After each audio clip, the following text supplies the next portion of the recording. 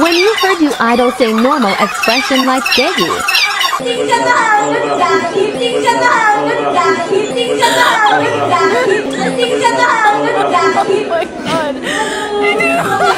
Hello Kasden fans! Sobrang touching ng post ni Ma'am Catherine dito Bigla akong napanghinto bigla mga kasembreros at saka napatitig dun sa caption niya dun sa baba mga kasembreros no? Part ng Instagram story ni Ma'am Catherine mga kasembreros itong kanyang caption no? Sabi niya kasi dito ay so proud of my hardworking mama. Para sa akin mga kasembreros kasi diba nakita natin na si Ma'am Catherine parating nasa frontline, siya parating nasa media, nababalita, naispatan, nabi-video. Pero dito makita na Ma'am Catherine is so appreciative kasi nakita niyang yung sipag, yung tiyaga, yung hirap, yung determination, yung courage ng kanyang mama mga kasembreros. And come to think, billionaire itong si Ma'am Catherine mga kasembreros, and pinagkakatiwala niya lahat ng pinagkakatiwala niya yung pera niya sa kanyang mama mga kasembreros. Napanood ko kasi isang interview no kay Tito Boy Abunda na mayaman na daw si Ma'am Catherine no, sobrang billionaire. Sabi niya hindi ako billionaire, yung mama ko daw, sabi niya gano'n. So parang nakita mo talaga yung napakaganda ng upbringing ni Ma'am Catherine mga kasembreros no.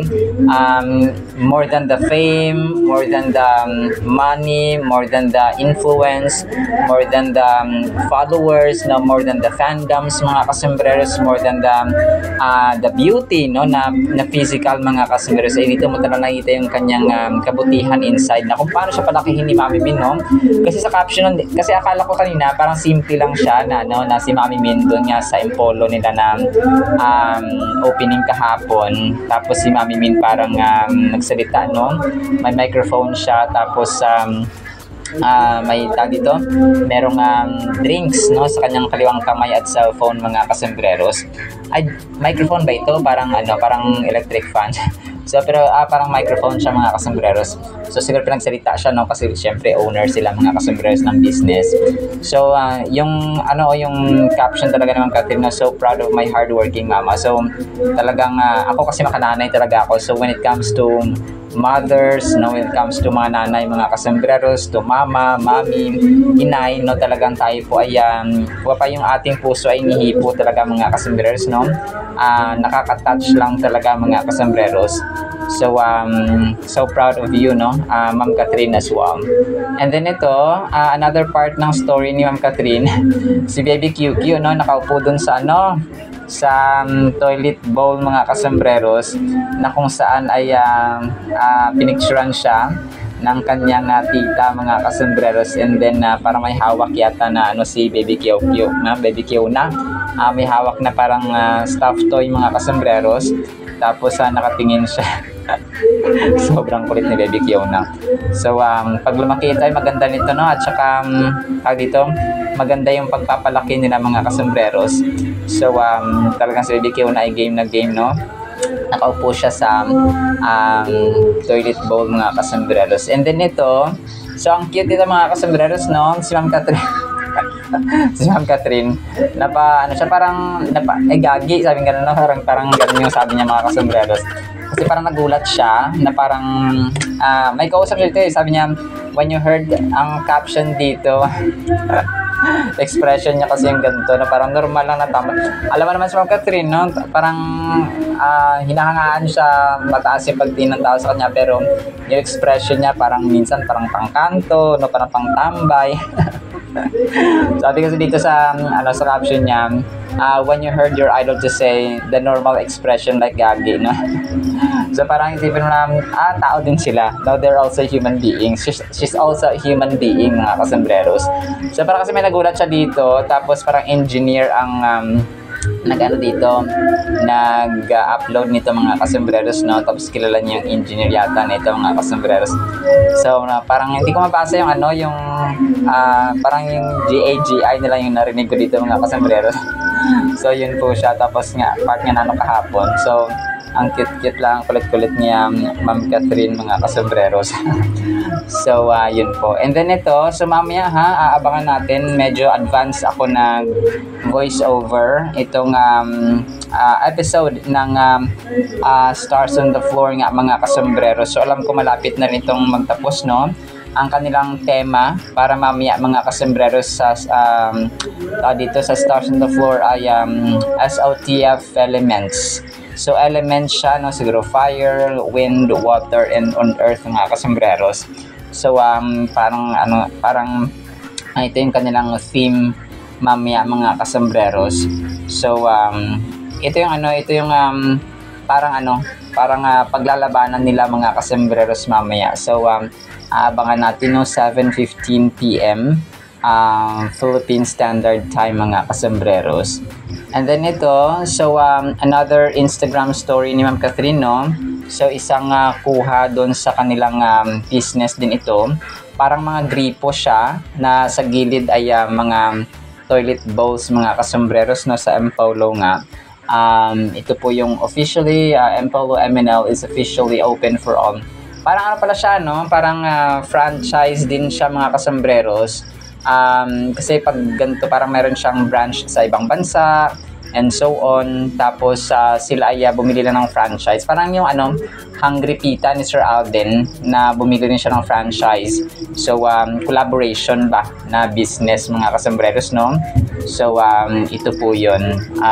So kung gusto niyo bumili, no, sa Empolo MNL ay contact niyo lang po, mga kasombreros. Alam ko meron silang website pero soon kapag Empolo MNL, pag sinearch nyo sa Google, ay lalabas yung kanilang contact numbers, mga kasombreros. And then ito, next item natin. So part ng Instagram story. So marami ang Instagram story ni Ma'am Catherine, no? Ito ay part ng kanyang Instagram story, yung kasama nila yung priest or pari kahapon, mga kasombreros. Parang group picture ito. Pero si Ma'am Catherine ay wala yata dito, mga kasombreros, no? Si si Mami Min lang ang dito, mga kasombreros. So ang sabi dito, congratulations on your grand opening, Empolo MNL, mga kasombreros. So sina Mami Min, sina Ate Kay niya, Ate Tin, at saka sina Lexi na nandito. Si Daddy Ted nga wala dito, no? So siguro nagbantay siya ng bahay or may trabaho. Si Papa Ted ni Ma'am Catherine, mga kasombreros. So ayun po, no? And then ito, next item natin, mga sige, second to the last, mga kasombreros, item. Itong si Sir Alden, no?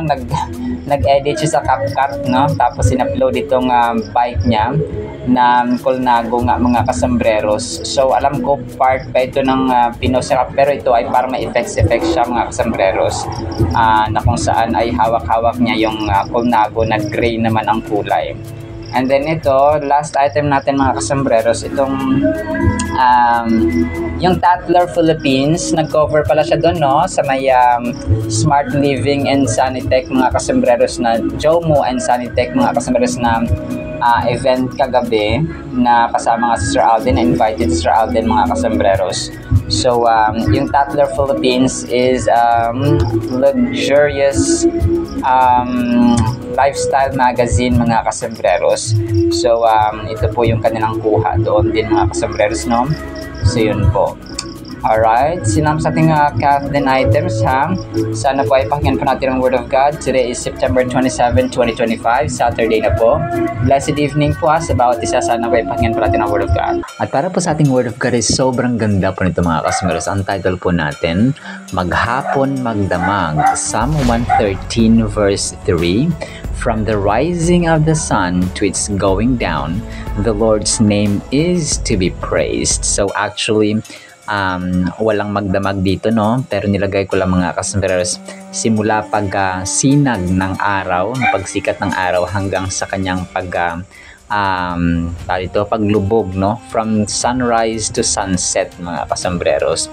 Pero ginawa ko namang damag kasi ito po kasi na verse, mga kasombreros, ay nag-emphasize ng continuous ng unwavering nature ng pagsamba natin sa Panginoon at saka pagpuri, no, sa kanyang pangalan, kasi nga dahil sa kanyang kabutihan, sa kanyang kadakilaan, sa kanyang pag-ibig sa atin, no? Na hindi natin deserve, and yet God is tirelessly loving us, mga kasombreros. This verse emphasizes the continuous and unwavering nature of worship and praise towards the Lord. It encourages us to offer praise to God throughout the entirety of our days, starting from the moment the sun rises until it sets. So, ito yung sasabi natin, mga kasombreros, na pagkagising natin sa umaga, ano yung ating unang ginagawa, okay? Talagang yung pinakauna sa lahat, no? Chine-check yung cellphone, lalong-lalo na kapag mga business people. Nako, talagang yung chine-check yan kapag mga online seller. Talagang chine-check nila kung may mga nag-chat ba, or may kumuha ba ng kanilang items, and so on, mga kasombreros. So, pero dapat, ang sinasabi dito, no, yung entirety ng ating buhay, lalong-lalo na kapag tayo po ay pagkagising natin sa umaga, at saka pagtulog natin sa gabi, paghiga natin sa ating mga higaan, mga kasombreros, ang ginagawa dapat natin ay dakilain, pasalamatan, i-praise ang ating Panginoon, mga kasombreros. So, kung mapaisipin natin na useless ang lahat ng meron tayo kung ang Diyos natin ay wala sa eksena, wala sa buhay natin, kung hindi natin siya priority, mga kasombreros. Tama naman na may business tayo, tama naman na may trabaho tayo, pero kapag doon lang umiikot ang ating mundo, doon lang umiikot ang ating oras, doon lang nakalaan lahat ng ating 24/7, mga kasombreros, doon sa ating mga trabaho, sa ating mga negosyo, ay doon po tayo nagkakasala at hindi po nalulugod ang ating Panginoon, mga kasombreros. We acknowledge His greatness, sovereignty, and worthiness of our adoration by praising God at all times. So, hindi naman ibig sabihin na kahit sa trabaho ka, praise God, praise God, praise God, no? Hallelujah, hallelujah, hosanna, hosanna. So, hindi naman po ganun, mga kasombreros, kasi syempre kailangan natin magtrabaho, no? May time sa trabaho, may time sa pagdakila, may time sa panalangin, may time sa pagbabasa at pagpapakain ng ating kaluluwa, mga kasombreros, through reading the Holy Word of God. So, kung pa hindi naman ibig sabihin na ganun ang gagawin natin sa, kung pa may appropriate time, may tamang oras, may tamang location, may tamang panahon. Pero may mga times talaga na kahit sa trabaho tayo, we can do silent prayer sa ating puso, sa ating isipan, kasi alam ng Diyos kung sino yung mga taong nasa puso at isipan nila ang Panginoon, mga kasombreros, at ang kanyang turo sa Holy Bible. This verse serves as a reminder that our praise should not be limited to specific moments or circumstances, but should be a constant expression of our gratitude and reverence towards God, mga kasombreros. So, ganun po siya. Dapat ay, kasi parang parang nakikilala mo yung isang tao kung sino siya at ano yung pinaniniwalaan niya sa buhay, ano yung prinsipyo niya sa buhay, the way he or she acts or moves or approaches or treats other people. Kung paano niya ituring niya isang tao, paano niya tratuhin ng isang tao, lalong-lalo na yung kanya magulang, ano ba siya, mapagmahal ba siya sa kanya magulang, caring ba siya, or wala siyang pakialam sa magulang niya, o parang kanya-kanya sila, yung kapatid mo, for example, paano mo ituring kapatid mo, kaibigan mo, paano mo ituring yung klase mo, pinakauna sa lahat yung pamilya. How do you treat your husband? How do you treat your siblings, your spouse, mga kasombreros, your parents, lalong-lalo na. So, it will speak and will show who you are, mga kasombreros. It will define who you are, the way you treat other people. So, lalong-lalo na po ang Panginoon. So, kung ang bukang bibig mo ay ako lang to, sa akin to, dahil sa sipag at syaga ko, dahil sa katalinuhan ko, dahil sa talent ko, sa skill ko, and so on. So, hindi na po yung tama. We should praise the Lord, mga kasos, for what we have. Praise the Lord from the sunrise to sunset and consider its significance. How does this continuous act of worship shape our perspective and attitude towards God throughout the day? So, kailangan i-reflect natin ito, mga kasombreros, no? Kasi one of the most striking phrases, mga kasombreros, sa verse na ito, ayun nga, no? From the rising of the sun to its setting, na nagpo-provide sa atin ng malinaw na imahe or picture ng sun's journey across the sky. Kasi yung journey ng isang araw, ang journey ng araw, mga kasombreros, sa maghapon ay nagsisimbolize ng continuous cycle. Paulit-ulit, cycle na lang siya, mga kasombreros, and it signifies that God's name deserves praise at all times, mga kasombreros, from dawn to dusk. So, deserving, mga kasombreros, kasi nga, yung hangin na nilalanghap lang natin na hangin, talagang kung babayaran natin ito ay hindi kulang pa ang buhay natin mga kasembreros. This phrase underlines the idea that worship is not confined to specific moments but should be an ongoing part of our lives. Ongoing talaga siya mga kasembreros. Habang tayo po ay humihinga, habang tayo ay kumikilos, nandun po yung pasasalamat natin sa Biblia. And yun nga, no, yung theme ng constant praise mga kasembreros ay may mga ang daming na-mention sa Biblia. Hindi lang isa, hindi lang ito mga kasembreros, kagaya ng sa Malakay 1:11, no, sa Psalm 72:8-11, and so on. Marami mga kasi. In the name of the Lord is to be praised for all eternity. And yung ating praise, yung ating pagdakila, pasasalamat dito sa mundong ito mga kasembreros, ay preparation lamang yan for the next game. Parati nating isipin na kung ano yung ginagawa natin sa mundong ito ay yun din yung gagawin natin sa kabilang buhay. So kung naiinis ka,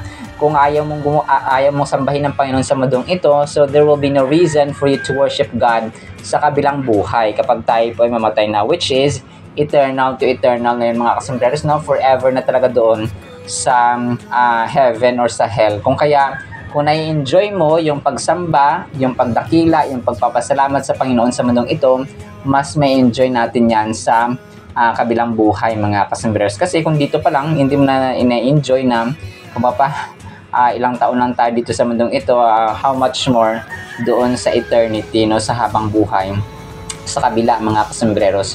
So let's isipin natin yun na malalim mga kasembreros. When we proclaim the greatness of His name, we are declaring His sovereignty over all creation and expressing our love and devotion to Him. So through praise, we are reminded of the Lord's unchanging nature and are encouraged to trust His power in His power and goodness. So ganun siya mga kasembreros, no? From the starting of your day to the setting of your day mga kasembreros, or to the setting of the sun, dapat po ay yung ating puso, yung ating isipan, hindi man all the time na yun yung bukang bibig natin na praise God, praise the Lord, praise God, praise the Lord, pero sa puso't isipan natin mga kasembreros. So ang Psalms 113 verse 3 ay nag-invite sa atin, no, ng yung part ni Lord sa krus ng Kalbaryo ay yun yung pinakamahirap na hindi natin kayang gawin, and we're not worthy, no, hindi dapat. So yung pinakamahirap ginawa ng ating Panginoong Hesus, yung pinakamadali naman sa ating buhay na manampalataya tayo sa Kanya, sundin siya mga kasembreros, na ipahayag ng Diyos natin ay buhay, ang Diyos natin ay si Lord Jesus Christ, and ang pananampalataya natin, ang pananalig natin sa Kanya, let's be vocal ba? Huwag nating ilihim ang ating pananampalataya sa Kanya. So that's one way of praising and worshiping and thanking God mga kasembreros, by sharing His good news to other people. Alright, sinama sa ating Word of God, ha? Nawa po ipagpalain po tayo ng pag-ibig, pananampalataya, pag-asa, at puso mapagpasalamat at dumadakila sa ating Panginoon na makapangyarihan sa lahat. In Jesus' mighty name we pray. Amen and amen. See you sa next segment mga kasembreros, and paalam po. Alaga.